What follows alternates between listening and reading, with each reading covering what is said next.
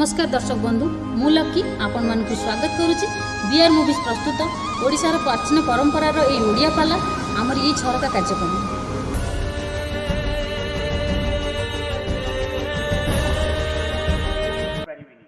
तेबे आज्ञा आपण माने विचार करिवे निजे कहूथिल अहल्या द्रौपदी तारा कुंती मंदोदरी तथा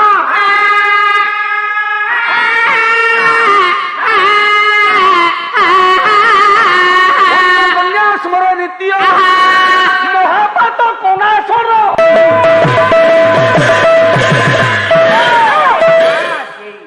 ए मां ये पांच जन जाकर ना को धरिले महापातक दूर होता है।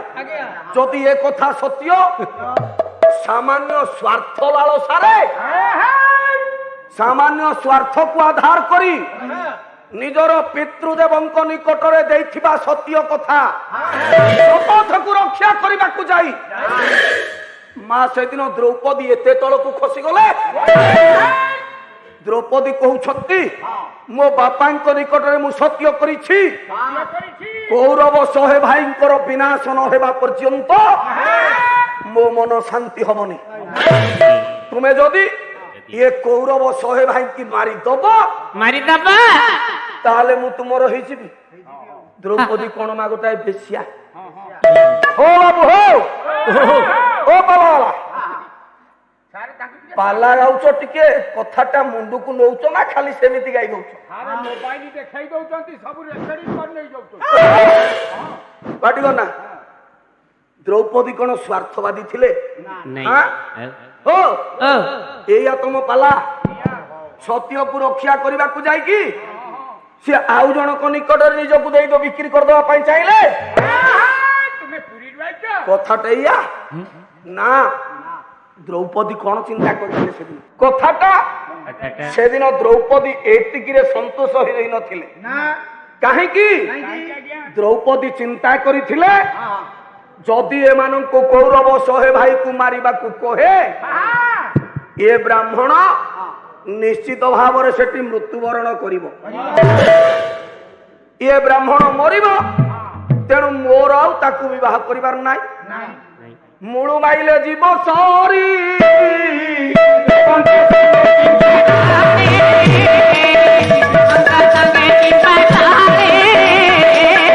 रहिला।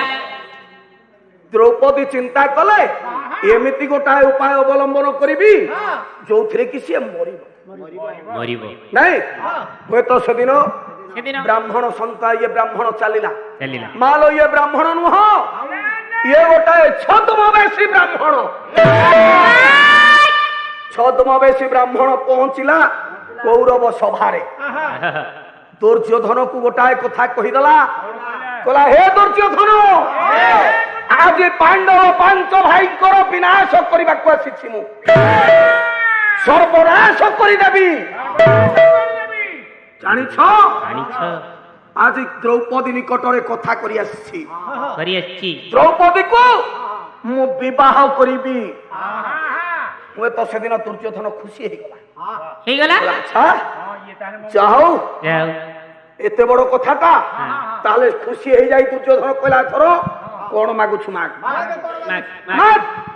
ए छे गया दुर्योधन को कहि दला ब्राह्मण कहला मागिबी जे तुम सत्य करो सत्य जते बेले दुर्योधन करि दै छी कहला कौरव सहे भाई करो कोटा मुंड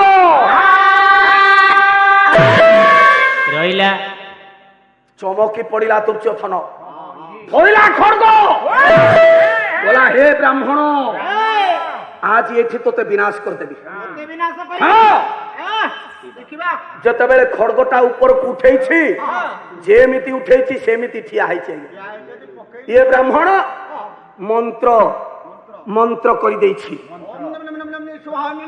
जते बेले मंत्र करि दै छी सेमिति हाथटा ऊपर को रही छी स्टैच्यू हे गला नीरव जेमिति सतरे देहरे जीवन नाही जे भी आसी छंती शेषरे भीष्म मध्य आसी छंती तांकर अवस्था सैया हे जाय ए समय ये संवादटा पहुंचला आज्ञा युधिष्ठिर निकटरे युधिष्ठिर चिंता कले मो भाई मानंकु एमाने मारी दबा कि जने केही मारी दबा को चाहिछि तेणु चलिले दुर्जय पंचु पांडव जाई पहुंच जाई छंती से स्थान रे देखिले जने ब्राह्मण ठिया हेछि तेणु ब्राह्मण को पचार देले कले कुह काहे कि तमे मारी छ मारिबा को छ ना एथि पाई मारिबा को आसी जे मु द्रौपदी के विवाह करिबा को चाहे मात्र द्रौपदी की कोन सहज रे जने विवाह करि पारिबो हां से तो जाग्यो से रानी धीरे पंच स्वामी धो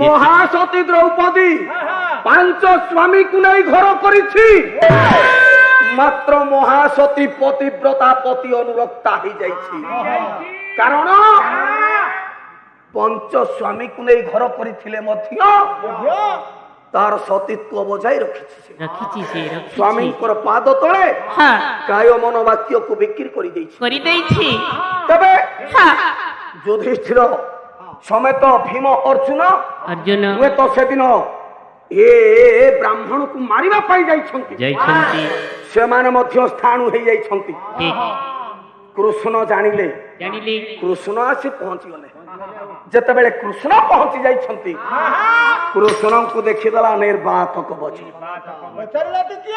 ये ब्राह्मण किए प्रश्न रखी की जाइथिले ना मो सान भाई ये ब्राह्मण नुह ये हिरण्य कवचर पुआ नाटा होची निर्वातक कवच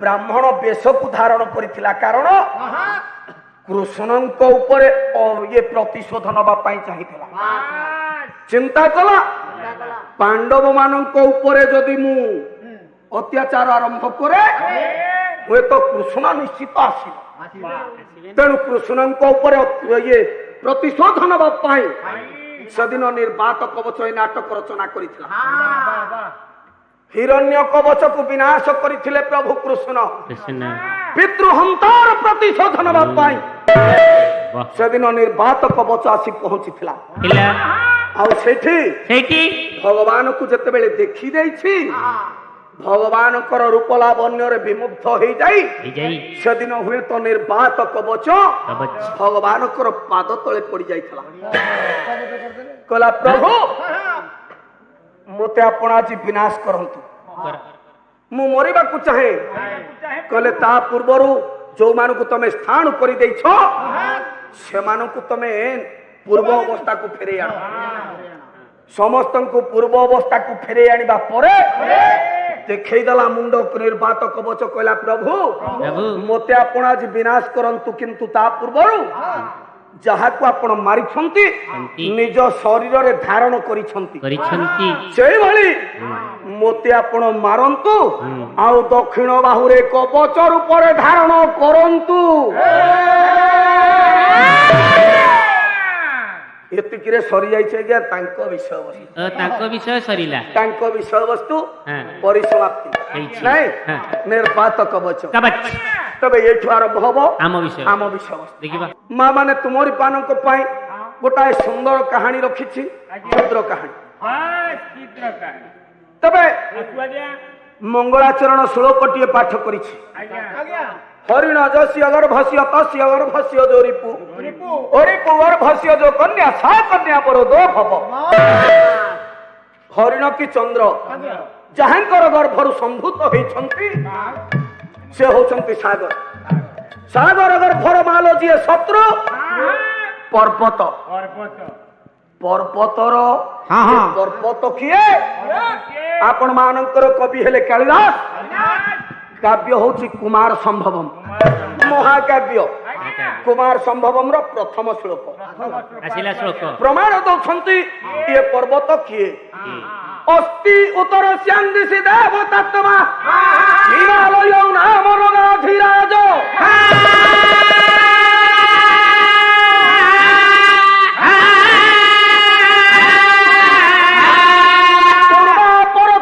ନିଧି ମଗାହ୍ୟ ପୃଥିବ୍ୟାମିବ ମାନଦଣ୍ଡ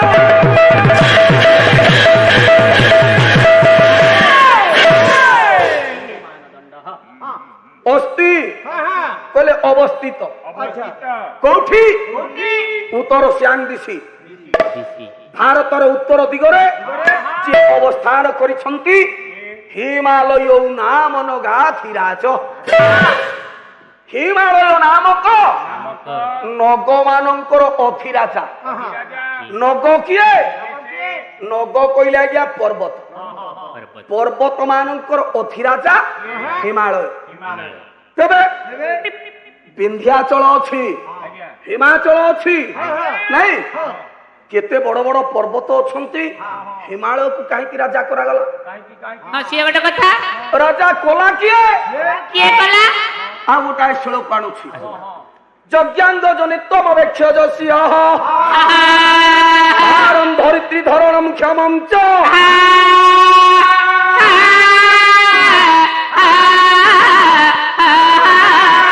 ପ୍ରଜାପତି ହି କଳ୍ପିତ ଯଜ୍ଞ ଭାଗ ଶୈଳାଧିପତ୍ୟ ସ୍ୱୟଂ ଅନ୍ୱତିଷ୍ଠ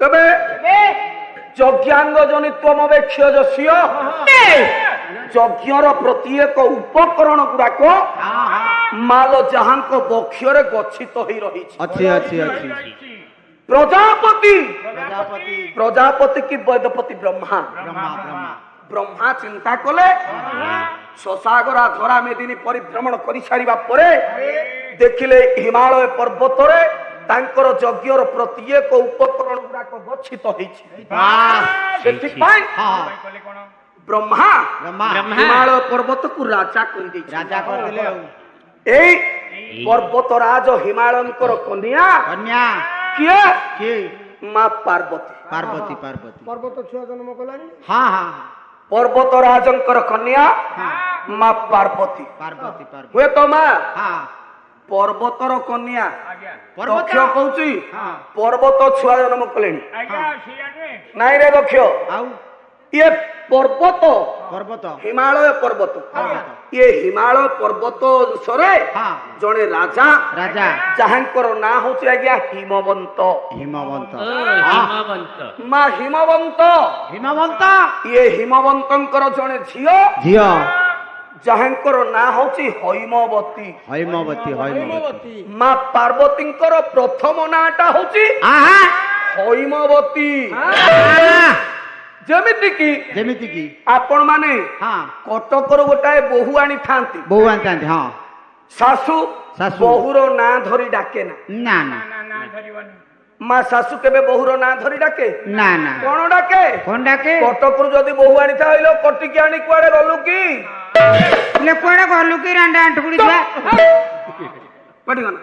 ତେବେ ଯୋଉ ଜାଗାରୁ ଆଣିଥିବେ ସେଇ ଜାଗାର ନାଁଟା ଧରିଥାନ୍ତି ଠିକ ସେମିତି ପାର୍ବତୀୟ ଅଞ୍ଚଳରୁ ଜନ୍ମ ହେଇଥିବାରୁ ପାର୍ବତୀୟ ଅଞ୍ଚଳର ଝିଅ ହେଇଥିବାରୁ ନାଁଟା ଦେଲେ ପାର୍ବତୀ ନାଇଁ ପାର୍ବତୀୟ ଅଞ୍ଚଳରୁ ନାଁ ହେଲା ପାର୍ବତୀ ତେବେ ଏ ମା ପାର୍ବତୀ କାହିଁକି ହିମାଳୟଙ୍କ ଗୃହରେ ମେନାଙ୍କ ଗର୍ଭରୁ ଜନ୍ମ ଲାଭ କଲେ ଆବଶ୍ୟକତା କଣ ଥିଲା ଆସନ୍ତୁ ଆଜିର ବିଷୟବସ୍ତୁ ପାର୍ବତୀ ଜନ୍ମ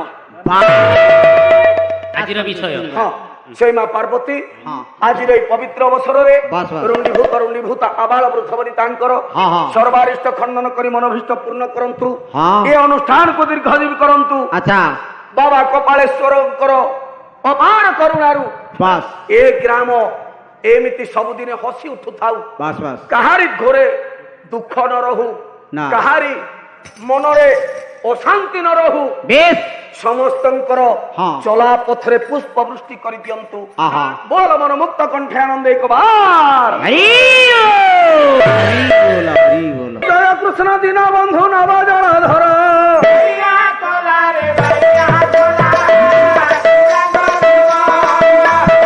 ତ୍ରାହି ବନ୍ଦନନାଥ କରୁଣା ସାଗର। ଜଗନ୍ନାଥ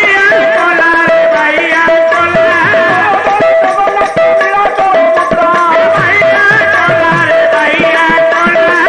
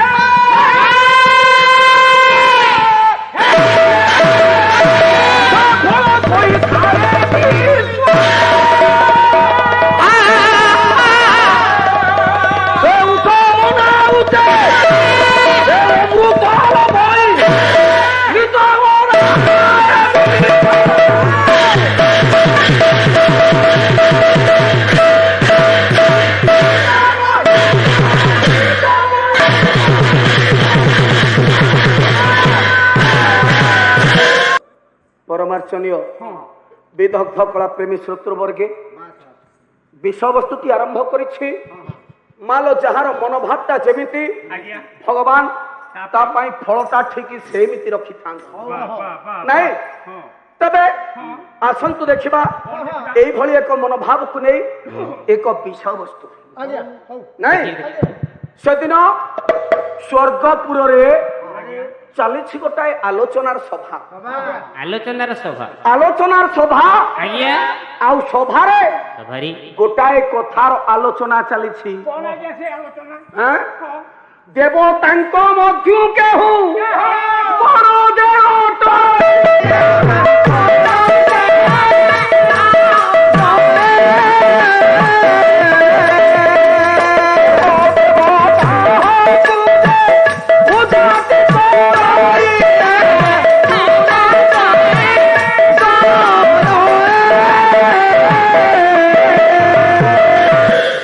ଦେବତାଙ୍କ ମଧ୍ୟରେ ମାଲ ଶ୍ରେଷ୍ଠ କିଏ? ଓ ଇନ୍ଦ୍ରବାବୁ, ଓ ବଲରାବୁ, ଇନ୍ଦ୍ରବାବୁ, ବଲରାବୁ, ତୁମେ ଜାଣିନ ଆମ ଦେବସଭା କଥା ତୁମେ ଜାଣିନ। ଯାହାକୁ ବାବୁ ନ କହିବି ସେ ତା ମା ରାଗିବ। ହଁ ହଁ, ଓ ଇନ୍ଦ୍ରବାବୁ, ବାବୁ ଦେବତାଙ୍କ ମଧ୍ୟରେ ଶ୍ରେଷ୍ଠ କିଏ? ହଁ କହିଲେ କହିଲେ ଦେଖି ସେଦିନ ଦେବଦେବ ଇଏ ଦେବରାଜ ଇନ୍ଦ୍ର କହିଲେ ଦେବତାଙ୍କ ମଧ୍ୟରେ ହଉଛନ୍ତି ଜଣେ ଶ୍ରେଷ୍ଠ ଦେବତା। ସେ କିଏ? ସେ ହଉଛନ୍ତି ଦେବଦେବ ମହାଦେବ ଆଶୁତୋଷ ଭଗବାନ କପାଳେଶ୍ୱର। ସିଏ ପୁରା ମଙ୍ଗଳମୟ। କାରଣ ଯିଏ ହଉଛନ୍ତି ମଙ୍ଗଳମୟ ଶିବ ବାଃ ନାଇଁ। ତେବେ ଦେବଗୁରୁ ବୃହସ୍ପତି ଠିଆ ହେଇ ପଡିଲେ କହିଲେ ହେ ଦେବରାଜ ଇନ୍ଦ୍ର, ଓ ଇନ୍ଦ୍ରାବୁ ହୁଏତ ଆପଣଙ୍କ କଥାକୁ ମୁଁ ଅସ୍ୱୀକାର କରିପାରୁନି କି ପାରୁନି। ସ୍ୱୀକାର ମଧ୍ୟ କରିପାରୁନାହିଁ। ହଁ କଥା କଣ କି ଆପଣଙ୍କ କଥାଟା କହିଲେ ହଁ ଆପଣଙ୍କ କଥାକୁ ମୁଁ ମାନୁଛି ହଁ କିନ୍ତୁ ମାନି ବି ପାରୁନି ମୁଁ ମାନି ପାରୁନାହିଁ କି କି ଅସ୍ୱୀକାର ମଧ୍ୟ କରିପାରୁନି। କରିପାରୁନି ସ୍ୱୀକାର କରୁନି କି ଅସ୍ୱୀକାର ମଧ୍ୟ କରିପାରୁନି। ତାମାନେ ମୁଁ ମିଛ ହୁଏତ ଆମ ଦେବତାଙ୍କ ମଧ୍ୟରେ ଶ୍ରେଷ୍ଠ ହଉଛନ୍ତି ଦେବଦେବ ମହାଦେବ, ମହାଦେବ କହିଲା ମାନି ଯାହାଙ୍କୁ ଆମେ ସମସ୍ତେ ପ୍ରଣାମ କରନ୍ତି। ମାତ୍ର ଦେବଦେବ ମହାଦେବ ତ କାହାକୁ ପ୍ରଣାମ କରନ୍ତି? ଆରେ ଏ ମା ଦେବଦେବ ମହାଦେବ ବି ମଧ୍ୟ କାହାକୁ ଜପ ଧ୍ୟାନ କରୁଛନ୍ତି। ଆଁ? ସେ ବି ତ ଜଣକୁ ପୂଜା କରୁଛନ୍ତି। ଇଏ କି କଥା? ତାହେଲେ ଆମେ କେମିତି ପ୍ରଭୁଙ୍କୁ ବଡ ବୋଲି କହିବା? ସେ ଯଦି ଶ୍ରେଷ୍ଠ ତାହେଲେ ତାଙ୍କ ଠାରୁ ଆଉ କେହି ଜଣେ ଶ୍ରେଷ୍ଠ ଅଛନ୍ତି? ତାହେଲେ କିଏ ସେ ଶ୍ରେଷ୍ଠ? ଇଏ କଥାର ସମାଧାନ ଯାହା ଜଣା ପଡୁଛି ଆମେ କିଛି କରିପାରିବାନି ଏ କଥାର ସମାଧାନ ହଁ କରିବ କିଏ? କହିବ କୁହନି ନା ଯିଏ ହଉଛନ୍ତି ସ୍ୱର୍ଗ ମର୍ତ୍ତ୍ୟ ପାତାଳ ତିନିପୁରର ସାମ୍ବାଦିକ, ତିନିପୁରର ମିଡିଆ ବାଲା ଯିଏ। ଆରେ ଓଟିଭି ମୁଁ ଖାଲି କହୁଛି ଏଇ କଳି ଯୁଗରେ ଶ୍ରେଷ୍ଠ ଯୁଗଳର ସାମ୍ବାଦିକ ହଁ ମିଡିଆ ସମସ୍ତେ ଥିଲେ ହଁ ମାଲୋ ଏବେ ଅନେକ ସାମ୍ବାଦିକ ବାହାରିଲେଣି ନାଇଁ, ଅନେକ ମିଡିଆ ବାଲା କହିଲା ମିଡିଆ, ଅନେକ ମିଡିଆ ବାଲା ବାହାରିଲେଣି। OTV, ETV, Kanak TV, news 24 ନାଇଁ 24x7 ଏମିତି ଅନେକ ବାହାରିଲାଣି। କିନ୍ତୁ ସେତେବେଳେ ଜଣେ ଥିଲେ, ମାତ୍ର ଜଣେ ନାଇଁ।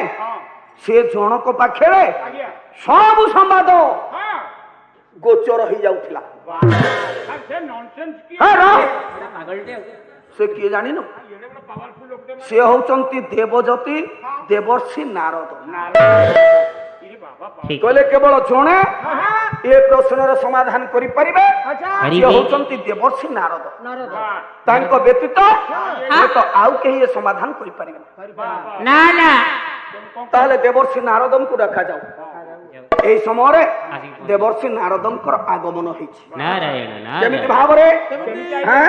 ନାରଦ କେମିତି ଆଇଲେ ଦେଖିବା କେମିତି ଭାବରେ? ମାଲୋ ଦେବର୍ଷି ଆସୁଛନ୍ତି ଯେତେବେଳେ ଏକାଳେ ଶୁଭିଲା ବାରିଦ ଉହାଡେ ଉହାଡେ ବିପଞ୍ଚି ସ୍ୱନମ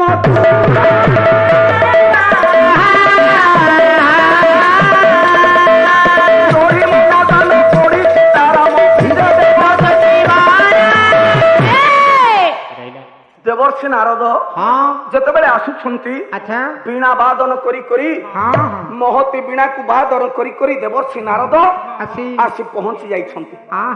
ଯେତେବେଳେ ପହଞ୍ଚି ଯାଇଛନ୍ତି ଦେବର୍ଷି ନାରଦଙ୍କୁ ସମସ୍ତେ ଦେଖିଦେଲେ, କହିଲେ ଯା ହଉ ଏବେ ଆମ ପ୍ରଶ୍ନର ସମାଧାନ ନିଶ୍ଚିତ ଭାବରେ ହେଇଯିବ।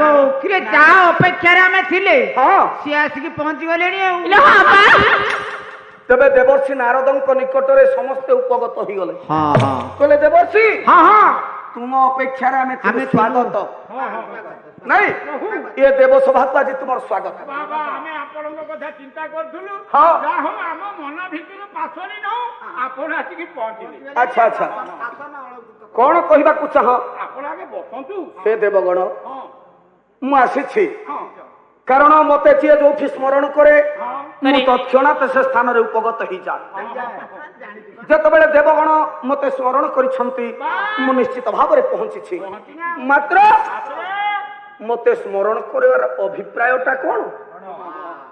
କହିଲେ ଅଭିପ୍ରାୟ ଇଏ ଯେ କଣ କି ଆମେ ଜାଣିପାରୁନୁ ବାସ୍ତବରେ ଦେବଦେବ ମହାଦେବ କାହା ନାମକୁ ଧ୍ୟାନ କରନ୍ତି ଆଉ ପ୍ରଭାତରୁ ଉଠି କାହାକୁ ପ୍ରଣାମ କରନ୍ତି। ଦର୍ଶକ ବନ୍ଧୁ, ଆମ କାର୍ଯ୍ୟକ୍ରମଟି ଆପଣମାନଙ୍କୁ କେମିତି ଲାଗିଲା ଏହାର ମତାମତ ଦିଅନ୍ତୁ, ଲାଇକ୍ କରନ୍ତୁ, ସେୟାର କରନ୍ତୁ। ଆଜ୍ଞା ହଁ, ସବସ୍କ୍ରାଇବ୍ କରିବାକୁ ଭୁଲିବେନି। ରହୁଛି, ନମସ୍କାର।